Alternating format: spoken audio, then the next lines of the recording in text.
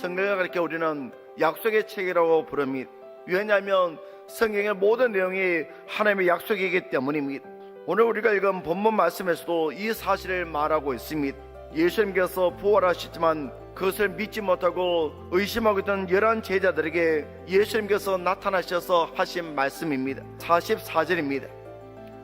또 이르시되 내가 너희와 함께 있을 때 너희에게 말한 바 그 모세의 율법과 선지자의 글과 시편에 나를 가르쳐 기록된 모든 것이 이루어져야 하리라 한 말이 이것이라 하시고, 이 말씀 속에서 분명한 것은 예수님의 오심과 고난 그리고 십자가의 죽음과 부활은 우연히 일어나거나 갑자기 일어난 일이 아니라 약속의 성취라는 사실입니다. 그러므로 예수님의 죽음과 부활이 결국 약속의 성취라는 것을 언급하고 있습니다. 그리고 이것은 48절 말씀까지 이어지고 있습니다. 여러분, 예수님께서 왜 이 모든 일들이 약속의 성취라고 말씀하십니까? 이 사실이 그만큼 중요하기 때문입니다. 이것은 예수님이 하나님의 아들심을 확정하는 일이었습니다. 더욱이 여기서는 예수님의 부활 사건을 강조하고 있는데, 이 부활은 주님께서 제자에게 가르친 모든 것이 거짓이 아님을 증명하는 일이었습니다. 그래서 부활하신 예수님께서는 제자들에게 자신이 구약에서 말씀하고 있는 약속의 성취자이심을 깨닫게 하셨습니다. 그리고 이 사실을 알게 된 그들이 이제 무엇을 하고 또 어떻게 살아가야 할지 사명을 주셨습니다. 그 사명은 부활하신 예수님께서 우리를 위해 이 땅 오신 구원자이시며 누구든지 예수님을 믿으면 구원을 얻는다는 복된 소식을 전하는 것입니다. 그래서 예수님께서 그들이 이 사명을 감당하시도록 중요한 약속을 주셨습니다. 예수님의 죽음과 부활의 증인이라는 이 놀라운 사명을 감당하기 위해 그들에게 필요한 힘을 주시기 위해 약속을 주셨습니다. 49절입니다.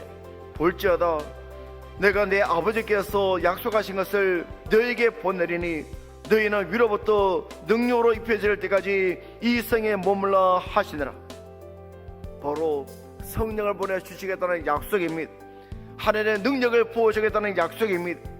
반드시 이루어질 확실한 약속입니다. 우리가 하나님의 사명을 감당하기 위해서 먼저 성령의 능력을 받아야 합니다. 다시 말해 우리가 주님의 사역의 현장에 뛰어들기 위해 먼저 성령으로 변화되어야 합니다. 예수님께서는 주님을 모시고 사는 모든 이들에게 성령의 능력을 주십니다. 그러므로 주님께서 약속하신 성령을 체험한 사람들은 모두가 믿음의 사람으로 복음의 증인으로 변화되었습니다. 아울러 성령은 우리에게 예수님을 영접하게 할 뿐만 아니라 복음을 전할 수 있는 능력을 주십니다. 복음 전도의 주체자는 바로 성령이십니다. 복음 전도에 있어서 가장 중요한 것은 성령의 임재입니다. 전도는 성령의 활동이요 성령의 사역입니다. 전도는 사람의 능력으로는 도저히 불가능합니다. 오직 성령의 능력만이 생명을 구원할 수 있습니다. 영적인 구원의 진리를 육적인 사람들에게 전하는 일은 사람의 지식이나 지혜가 아니라 성령의 능력으로 되는 것입니다.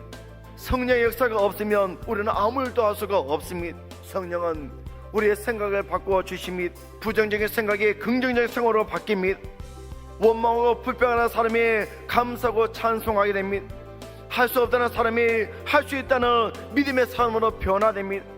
염려와 근심의 삶에서 평안과 기쁨의 삶으로 변화됩니다.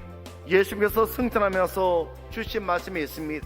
28장 20절 후반부에 볼지어다 내가 세상 끝날까지 너희와 항상 함께 있으리라. 예수님께서 육신적으로 그들을 떠나지만 그러나 성령을 통해 그들과 계속 함께 하시다는 말씀입니다.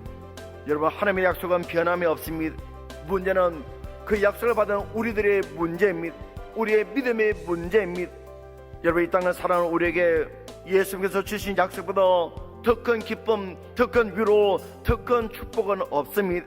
예수님의 제자들이 힘들고 어려운 상황에서도 복음을 전하며 살아갈 수 있었던 이유는 예수님께서 주신 약속 때문이었습니다. 예수님의 약속은 그들이 살아갈 힘과 능력이 되었습니다. 그러므로 이 모든 것을 받은 우리가 해야 할 일은 오직 하나, 순종입니다. 복음의 증인으로 살아가는 것입니다. 우리가 복음의 증인으로 살면 우리를 통해서 수많은 사람들이 회개하고 돌아오는 기적이 일어날 것입니다.